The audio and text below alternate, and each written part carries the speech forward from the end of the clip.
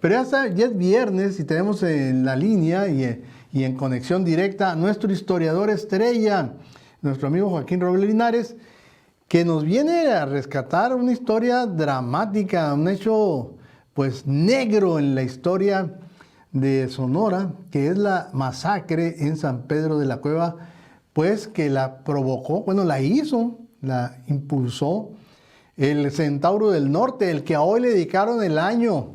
El gobierno federal le dedicó el año a Pancho Villa, que en realidad es un criminal, porque asesinó a 85 personas, incluyendo mujeres y hasta un sacerdote. Pero eso nos va a hablar en este momento don Joaquín Robles Linares, que lo tenemos en pantalla. Joaquín. ¿Cómo estás, Hilario? Pues un gusto estar otro viernes aquí con ustedes para platicar de un asunto que yo creo que no se nos debe olvidar a los sonorenses. ¿Por qué? Porque es un crimen que tú y yo sabemos que permaneció durante muchos años, no en las páginas de los libros de historia, sino en la memoria de los agraviados. Esto es un asunto muy serio, muy grave. Efectivamente, el 2 de diciembre, Hilario, se cometió un crimen terrible de más de 80 personas en un pequeño poblado de aquí cerca de Hermosillo que se llama San Pedro de la Cueva. Los antecedentes de este homicidio de los hombres terrible, espantoso, con ahora un héroe revolucionario que pues lo han querido exaltar a niveles ¿qué te diré? Pues de ejemplares, cosa que está muy distante de ser un ejemplo, pero además que este régimen lo convirtió en un símbolo Así es. y pues, es un asunto que debe ser chocante para muchos de nosotros y particularmente para los sonorenses. Fíjate que aquel diciembre de 1915, Villa venía ya muy diezmado después de las derrotas del Bajío, propinadas por un sonorense como Álvaro Obregón y el ejército constitucionalista.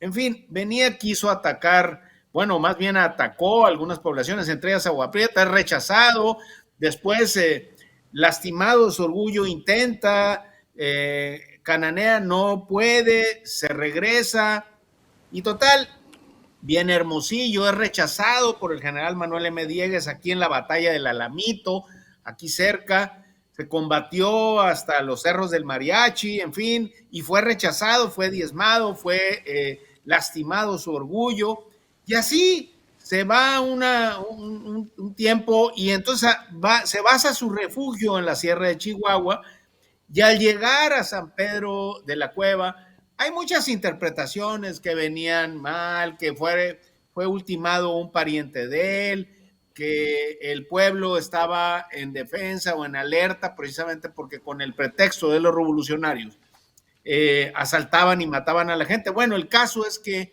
hay una defensa de los habitantes del pueblo que eran simples campesinos, ganaderos o pequeños propietarios que no tenían participación política en aquel movimiento que se había dado en la nación. Hay que ubicarnos en 1915 para darnos una idea que era gente que vivía en condiciones precarias. No estoy hablando de ricos ni potentados, simples vecinos de un pueblo que defendían su patrimonio, su propiedad, ante las eventualidades de estos ejércitos.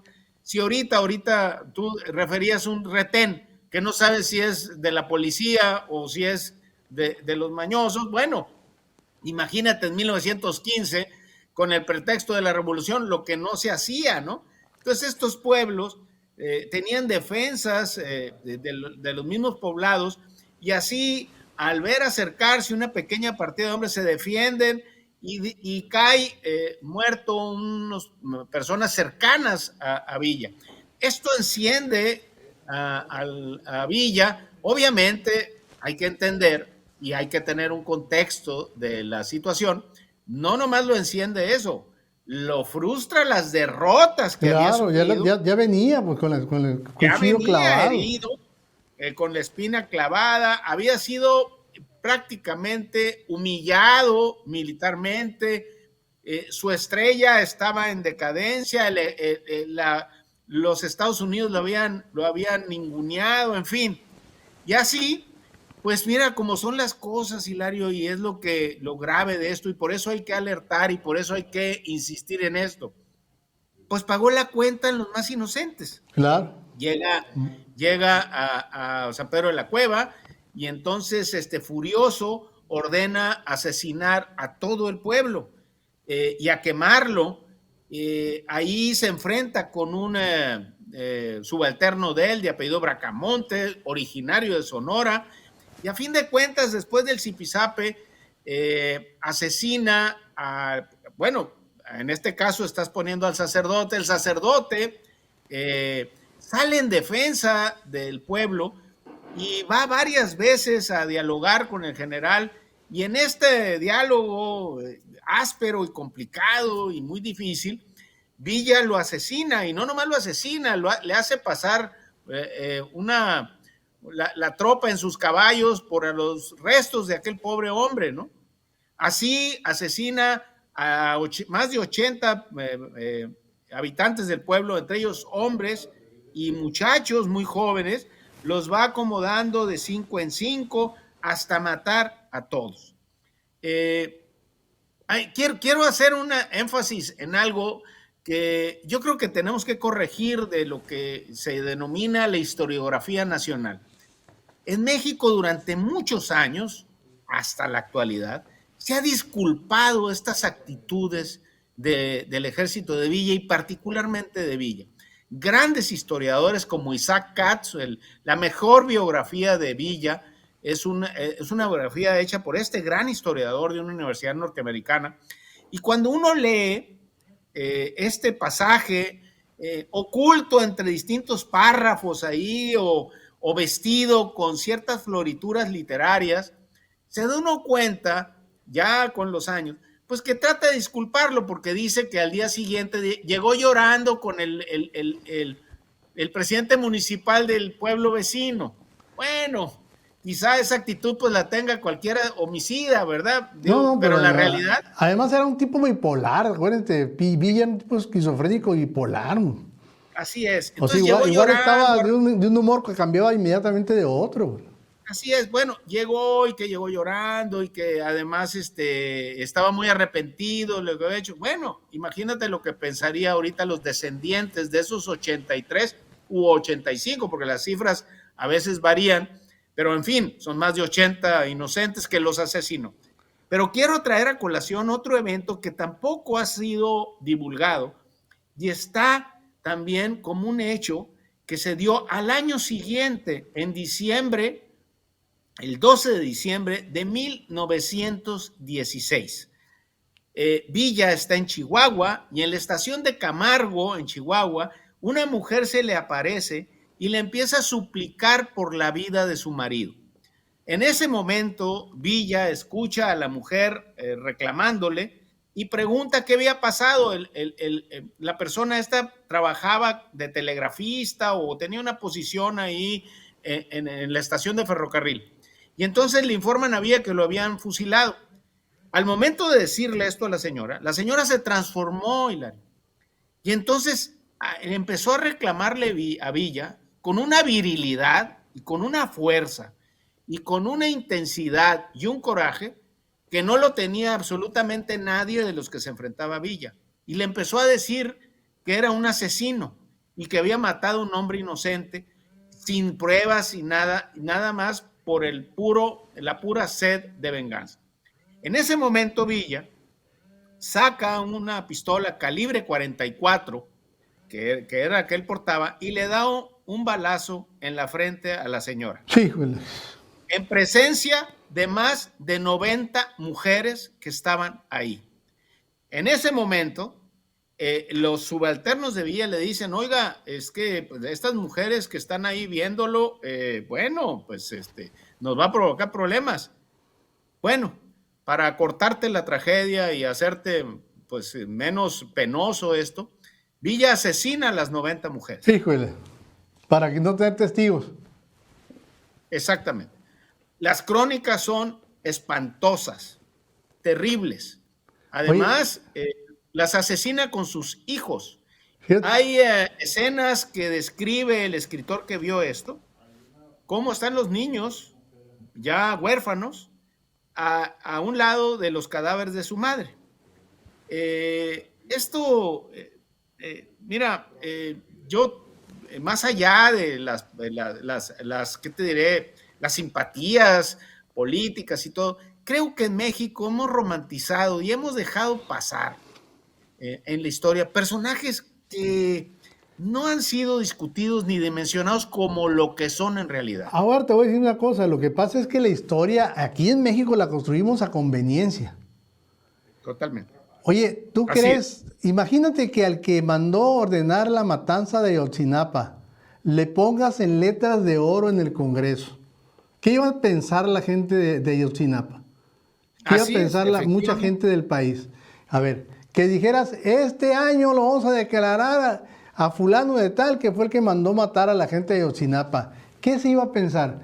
Claro, como en ese tiempo estaba la oposición manejando todo eso, esa acomodaticia de la historia que estamos haciendo, la construimos de acuerdo a cómo se nos acomoda. Lo que pasa que la historia, desafortunadamente, y eso es algo que debemos corregir y que además es en beneficio y en la enseñanza de la paz que realmente necesita este país. Hilario, van 170,000 muertos en este régimen que tienen que ver con conductas delictivas. Bueno, eso es intolerable para cualquier país. O sea, y eso es precisamente porque hemos romantizado este tipo de personajes y además hemos romantizado también la muerte y además hemos hecho del corrido un instrumento cultural que exalta lo peor que tiene el ser humano. Entonces, claro. Oye, eso es muy grave. Sí, y por eso, los héroes son los narcos. hablo de estos hechos. Los héroes son los narcos. La reina del sur es una heroína, cuando es una asesina. Oye, Hilario, los corridos, por ejemplo, donde exaltan las virtudes, bueno, lo digo entre comillas, ¿verdad? De los homicidas, los narcos y la gente que delinque o que vive de los ilícitos. Hace poco vimos, o al menos me tocó ver a mí, una procesión con la mamá del Chapo que es realmente vergonzosa. Digo, yo no, de pobrecita la señora, digo, a lo mejor no tiene nada que ver, pero a fin de cuentas, eso deja en evidencia que el delito en este país, o lo que tiene que ver con las actitudes delictivas o el homicidio, en fin, todo ese tipo de cosas, pues no lo tenemos perfectamente claro. Y además, en la historia oficial o lo que nos han, o con lo que le enseñan a nuestros niños, le enseñan cosas que no llevan a nada y además los hacen insensibles y poco empáticos ante las desgracias de los demás. A eso es lo que me refiero. Y en el caso de Villa, es el ejemplo paradigmático de cómo, por ejemplo, este gobierno utilizó un personaje todavía para polarizarnos más y para diferenciar entre aquellos que adoran la muerte y la destrucción contra aquellos que la rechazan y además te ponen el mote de conservador o de retrógrado, en fin. Y no puedes decir algo en contra porque se te vienen diciendo barbaridades y no lo analizan objetivamente, que a fin de cuentas Villa fue un revolucionario que a lo mejor había que rescatar la primera parte de su ejercicio revolucionario, pero después se convierte en un homicida terrible. Este ejemplo que te doy de Camargo, hasta hace unos años salió a la luz. No creas que es un asunto que estaba escondido. Se sabía, como lo de San Pedro de la Cueva. Sí sabía, pues. Sí, ahí están los monumentos, pues. Están los libros, están los testimonios. Tú fuiste a la escuela primaria, al igual que yo, y nos hablaba, y vimos la misma televisión y el mismo cine de Pedro Armendáriz haciendo la figura de Villa, y nos vendieron un Villa romántico, noble, ejemplar, esforzado. Redentor. No, pero era un criminal. Y desafortunadamente, para la gran mayoría del pueblo, confunde a Villa con Pedro Armendáriz. Y son cosas totalmente Bueno, distintas. acuérdate, hay que reconocer una cosa, Villa fue una construcción de Hollywood, de hecho vendió los derechos a una compañía de Hollywood, a Así es, una productora así de es. Hollywood, que lo estuvo siguiendo y lo hizo que fuera estrella de cine. Hasta Totalmente. repetía Incluso escenas de ataques. volví a repetir a petición Oye, no los se que grabó bien, otra vez voy a atacar y otra pues, vez. nos No, contaron 100 gente, 100 muertos, ¿qué? Otros 100, órale, va. y además otra cosa, la foto clásica de Villa donde va en un caballo y se ve con el sombrero tejano y todo, esa es una foto construida por ellos y Así es, vendida por ellos. así O es, sea, le no, pidieron varias veces que lo hiciera hasta que salió bien. y como me dijo una vez un militar, me dijo, mira, Villa es una construcción que está en el imaginario de los mexicanos y todo, pero el día que se enfrentó a un ejército real, como era el Ejército de Operaciones del Noroeste, que tomaban decisiones desde el punto de vista militar y tenían una estrategia perfectamente definida desde el punto de vista militar, no les hizo nada, lo destruyeron completamente. Sí, ¿no? ¿Por qué? Y a pesar de que tenía a su mano derecha alguien que era un estratega realmente genial, que era el general Felipe Ángeles, pero no le hacía Felipe caso. Ángeles.